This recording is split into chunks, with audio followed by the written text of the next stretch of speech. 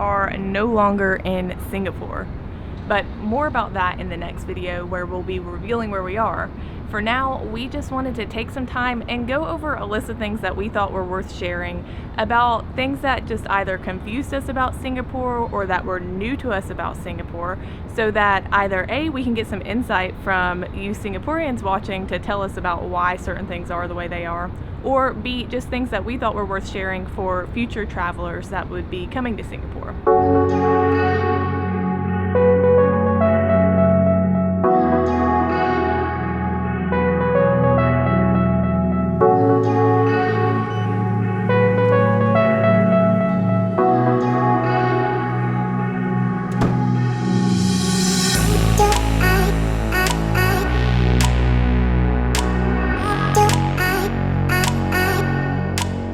All right, so we've got a lot of things to cover. Let's think, where should I start? Let's start with the vocabulary, yeah? Can. So can and cannot are kind of substitutes for the words yes and no. And maybe for like telling someone what they can and cannot do. I think the best way to describe this would be to give an example. So for example, say I walk into a 7-Eleven and I ask, can I purchase a SIM card here? Then the teller might say, can. And if I am going to a restaurant and I ask the hostess, can I bring my dog inside? Then she's likely going to look at me and say, cannot. Those two words are used all the time, and at first it might be kind of confusing when you're expecting a yes or a no, but you easily get used to it because it's pretty efficient, I guess. But where can and cannot kind of fall into place is within this whole world of vocabulary, or kind of its own language called Singlish, which I think is supposed to kind of be a shortened word for Singaporean English. And it's this whole host of words and just language that is used instead of the standard English that you might be used to. And whenever I first heard about it before we came to Singapore, I thought like, oh, it's not gonna be a big deal, it's just some slang. Basically it's English with a bunch of influences from local languages surrounding Singapore. And so at first we thought that it was gonna be no big deal, but then once we actually got to Singapore, we realized, yeah, it's kind of hard to understand. We were able to detect it and understand it a little bit better as we went on with our trip there, but it was difficult. To give an example of this, they are very efficient with just how they string together sentences. Let me think of an example. So we had to get like $1 coins often for our laundry because it was like a coin laundry machine. So when we would go to the grocery store, I might ask an employee if I could please have change for this $10 bill and $1 coins.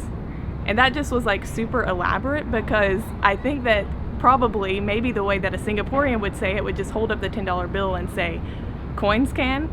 So is that right? I mean, I kind of would like want to employ that, but I would feel like I wouldn't be saying that right, or that I would sound ridiculous or not be understood. So let me know what you guys think. So moving on from Singlish, still sticking with vocabulary though, a couple of things that were new to us were like the elderly people a lot of times are called aunties and uncles. So even though they bear no actual relation to an individual calling them auntie or uncle, that just seems to be the custom for what you would call an elderly person if you were talking to them or referring to them to another person. Additionally, just a couple of other minor things like lines in restaurants or at stores or at parks, anything like that. If you're in a line, then rather than calling it a line or lining up, it would be called a queue, or you would be said to be queuing up, which the word queue is used like by us in the US a lot too, but I feel like maybe only for certain things, like if you're like online and you're waiting in a queue to get a representative from Comcast or something, you know, so it's not really as commonly used. Like if you're a computer programmer, then you're probably familiar with queues as well and how that concept aligns with the actual word line or the concept of lining up, for example. Something else that you'll see everywhere is the idea of topping up. So topping up is when you add to a balance. So for example, like if you have a prepaid SIM card, then you might want to top it up by putting more of a balance onto your card. Or if you have an EasyLink card, which is the card that you would use for the MRT, the train system in Singapore, then you would want to top it up when your balance gets low. Just another like very minor thing is that in restaurants, like back home in the US, something would be called a combo if it was like a burger and a side of fries and a Coke. But here it's referred to as a set. So rather than like the burger combo, you would get the burger set, which would include your drink and fries. So these are really like very small subtleties, but they were still things that were kind of new to us in terms of commonly used vocabulary for things that we have other words for that we normally use.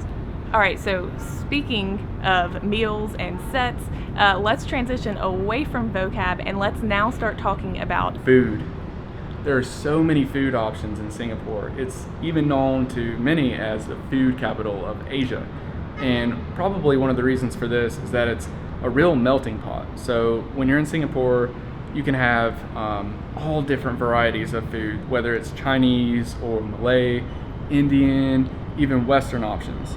So in terms of like where you would want to go to eat, there's street food, there's tons of hawker centers, and there's even fine dining, everywhere in Singapore. So one of the most popular things and what we liked was really the hawker centers. And just like a single hawker center is gonna have like literally, probably no exaggeration, over 100 different stalls.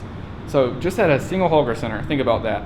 100 stalls, it would take you, if you tried one per day, it would take you 100 days, like 3 months just to try each stall. Whew, these stairs. And that's just at one hawker center. Really, if you like food, Singapore is a great place. Now, something you'll need to know, or something that we didn't expect to see when we got into our first hawker center, was that they don't provide napkins. So actually, it's pretty common to not get napkins with your meal if you're at a regular like street restaurant, not street food, but the kind of open air concept restaurants on the side of the street. And it's pretty funny because like I think it was the first day that we were in Singapore, we went to this restaurant that was next to our apartment and we got super messy from eating, and I was wondering like, where are the napkins? And then I asked the server if he could bring us some napkins, and it was just kind of like a weird like, what, type of thing. They ended up bringing us some because they probably felt sorry for us not realizing that you don't normally get napkins in these types of situations. But yeah, you get used to it after a while and you just kind of bring your napkins with you in your bag or in your pocket when you're going out. But before we go on any further, as you can probably tell, there's a little bit of a storm brewing behind me, so let's walk over this way. Now, continuing on with the whole napkin idea, remember like when I talked about the elderly people being referred to as aunties and uncles? Well, like a lot of times aunties and uncles will be selling napkins either close to street restaurants or like in hawker centers, and it's just really common. They sell them for maybe like 50 cents and they come in really handy if you had forgotten to bring your napkins that day. And I feel like I'm kind of getting long in the tooth about the whole napkin idea, but there's one other thing where napkins come in handy, is that in hawker centers, you kind of reserve your seat with napkins. And there's a word for that. It's called chope. So to reserve your seat is to chope your seat. So if you go into a hawker center and you see that there's like tissues set up on seats or on tables, then that means that that's kind of already a reserved spot, and you better not sit there or else you're probably going to tick somebody off. It's kind of very much an unspoken rule. And speaking of rules, there are so many rules in Singapore. Now, probably this isn't like unique or specific to Singapore. There are rules everywhere, but the thing that is unique about Singapore from our perspective is that you're not going to forget what the rules are, because there are signs everywhere just reminding you, you can't do this, you can't do that. So things like no smoking, no fishing, don't feed the pigeons, keep quiet, things like that. There are signs everywhere telling you what not to do.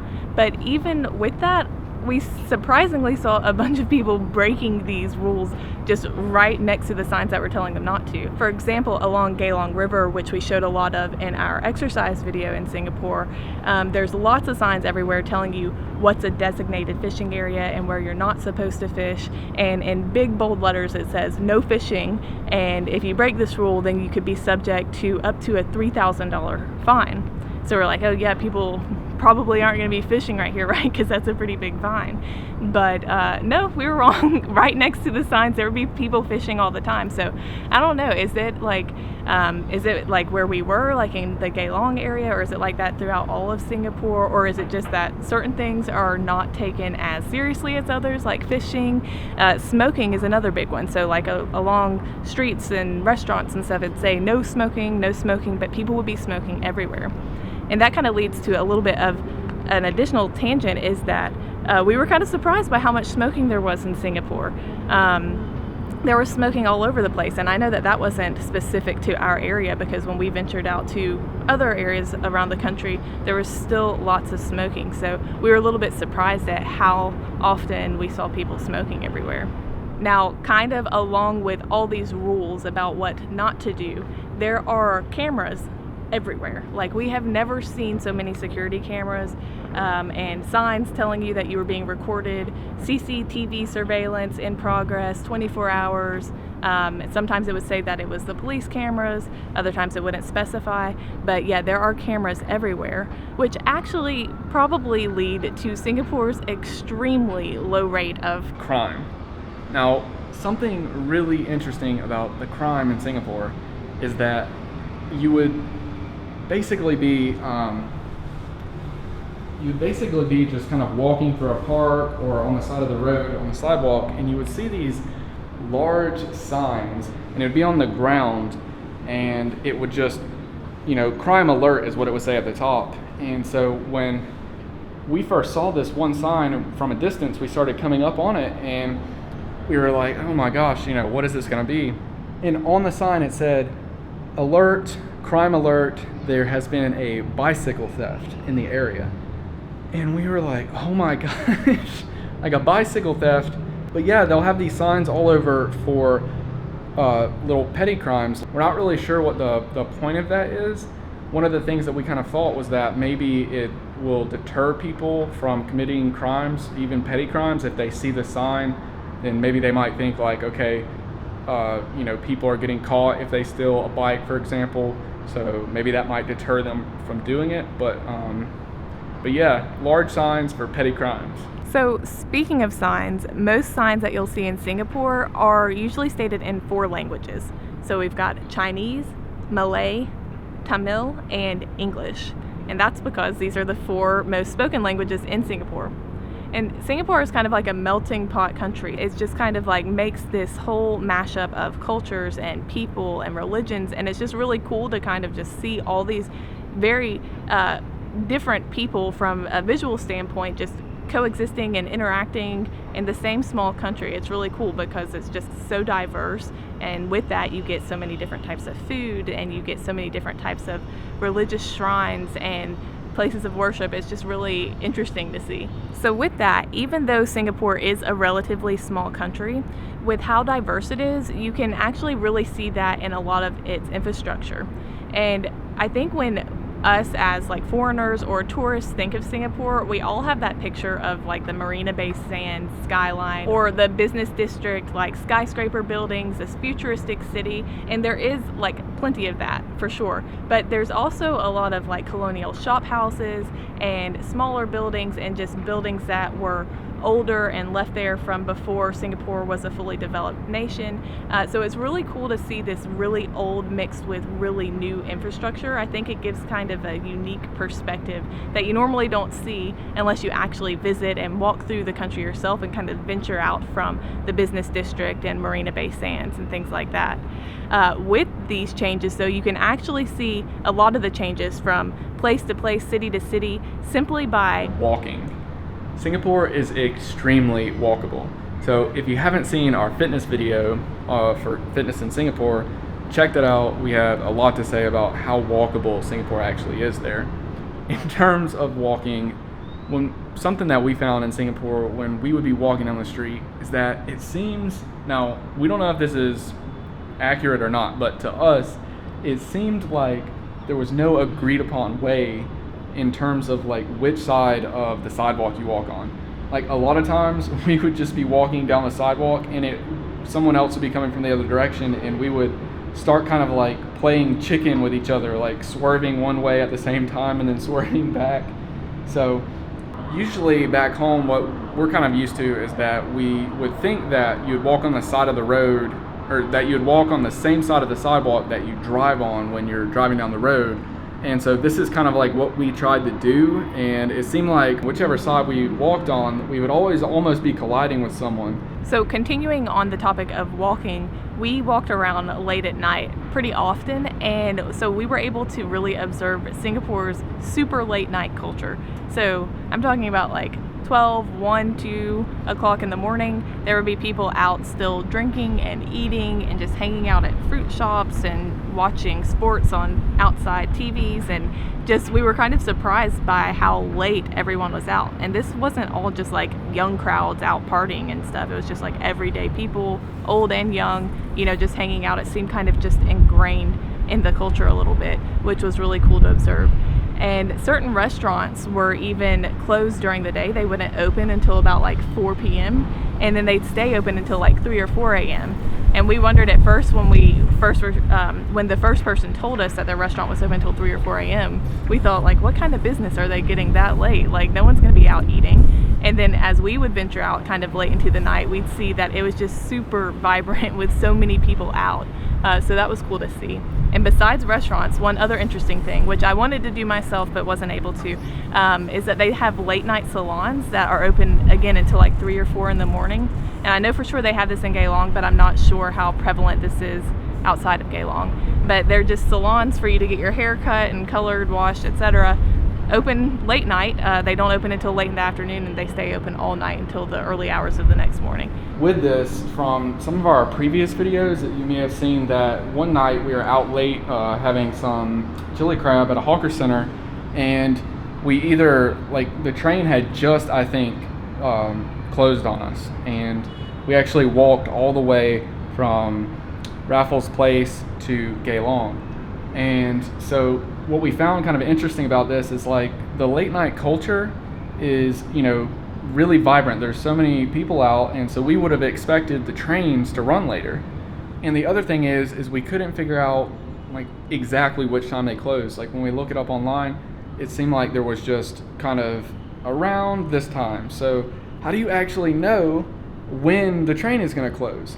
And then if you know you're going to miss the train, then what's the best option for transportation late night? Speaking of transportation, there are lots of different ways to get around Singapore. So there are public transport options like the MRT, which is the train, and also buses. And our preferred method was the MRT. But you also have your standard taxis and Uber and Grab, which is kind of like a competitor of Uber in, I believe it's the Southeast Asia region. But yeah, so there's tons of ways to get around, and the pricing for transportation is actually quite reasonable. Like the MRT, when we would take it, if we were going somewhere that was maybe like 5, 6, 7 stops away, it would usually barely cost over like $1 Singapore. So it was actually quite reasonable for pricing for transport. The wind is a little bit crazy up here. As you can tell, my hair is going everywhere. But all right, what else? In terms of pricing, so when we thought of Singapore before, we thought like, oh, this extremely rich country and everything's going to be so expensive. I mean, that's like what we heard from everywhere that we looked and saw, just how expensive it was. But like from our experience that we had, it really wasn't that expensive with the exception of housing. So we used Airbnb and we found like the best deal that we could, and even with it, it was pretty like, sorry guys, my hair is just going everywhere. It's kind of hard to focus. I might have to put it up. So we're just gonna hold it like this for a second until this wind dies down. So the housing prices were steep, right? Even like getting the best deal that we could on Airbnb. Aside from housing though, things like groceries and outings were quite reasonable, and transportation, like I just mentioned. and comparable, if not a little better than, prices in the US for similar products and services. Certain things that were more expensive though would be like alcohol, which we highlighted in our alcohol video for Singapore. But yeah, do you guys have any tips for ways to get like more affordable housing for tourists that are better options than Airbnb that you're aware of in terms of affordability? And speaking of prices, like I said, most of the food was extremely affordable, and especially at the grocery store. So the only thing that really came in at a higher kind of price was dairy products and any imported packaged goods, and then meat like beef, for example. And speaking of beef, we usually eat steaks quite often, and we could not find a good cut of steak at a fair price. So if you have any tips on where we can get any really good steaks to cook at home, that would be awesome. In terms of pricing for the grocery store, when we would make our own food at home, we would spend about roughly $2 to $2.50 if we were having, that's per meal, if we were having a chicken-based meal. Like if we were gonna have like some fish, like a salmon or a grouper, then it might be a little bit higher. But for a chicken-based meal with say rice and a vegetable, that would cost us around $2 to $2.50 per meal to cook at home. So that just gives you an idea of how affordable food actually is, especially if you're going to the grocery store. And if you've already seen our hawker center videos, you know that you can get also good meals at hawker centers for a good affordable price. So building on the topic of pricing, when it comes to paying for things, most places do accept your major credit cards, especially big like retail places or like chain restaurants. But there still are quite a lot of places that only accept cash, especially if you're like at a street restaurant or a hawker center or something like that. The most common way to pay if you are using your card is not to swipe and not to even like insert your chip, which is what we're used to doing, but is pay wave. And so if you're not from Singapore or a country that regularly accepts pay wave, it's just where you take your credit card and you kind of tap it or like wave it in front of the credit card machine rather than inserting it or swiping it. And so it's kind of funny because we don't use pay wave in the US that much, and our card that we have isn't suitable for pay wave. So every time that we would go somewhere, since pay wave is the most common way to pay, we would hand our card over to the cashier and they would look at it and say pay wave, and we'd say no, it's a chip. And we're not sure what this is about, but we experienced so many times after you tell them that it's a chip or that it's not pay wave, they would look down at the card and it says Visa, and they would look at it and then look back up at us and say Visa. So what's that about? Because it's not just like one person or one place, but it's like a verification when you say that your card is not pay wave that it's Visa, even though it clearly states it on there. So I'm not sure what that is. So maybe you guys can provide some context or some insight into that. One other thing to note is that the pricing for things is stated with a general sales tax already included in the stated price. So back in the US, which I think that we are like an outlier with this, I think most countries actually follow what Singapore does, but our sales tax isn't included in the stated price for a product or service. So we just assume the price is going to be like 7% more than what is stated on like the price tag. In Singapore though, it is already included in the price, the 7% general sales tax. And actually, if you are a tourist and you purchase something that is over $100 Singapore, and that's going to be primarily used outside of the country, then you can get a refund on that 7% tax at the airport whenever you leave.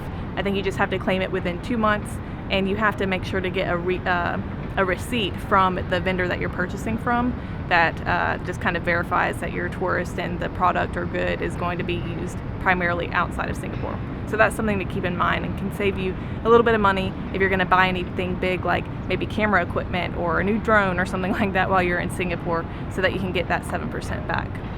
In terms of shopping or just getting the products that you need in Singapore, you can get anything and everything you need in Singapore.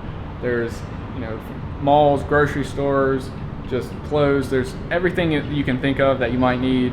It's all available in Singapore.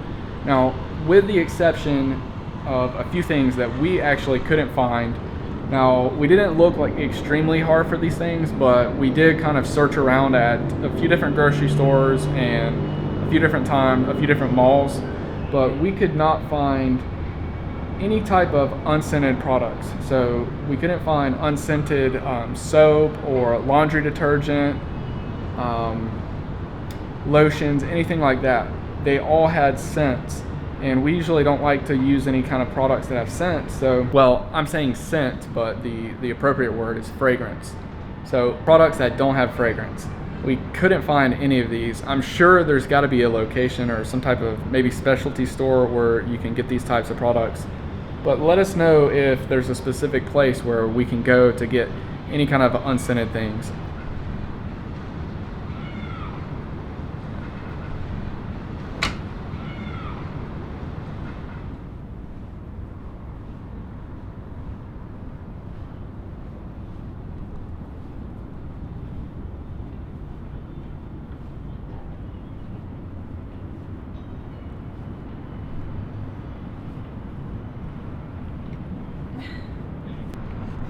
All right, so that is all the stuff that either surprised us or kind of confused us in Singapore.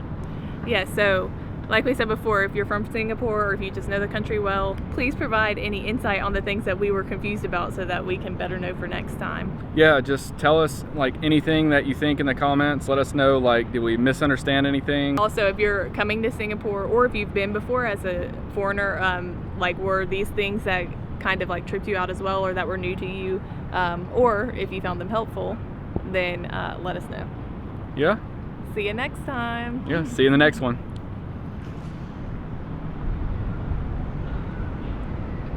Like literally in, I don't know how many hawker centers there are. I think I heard there's like hundreds of hawker centers.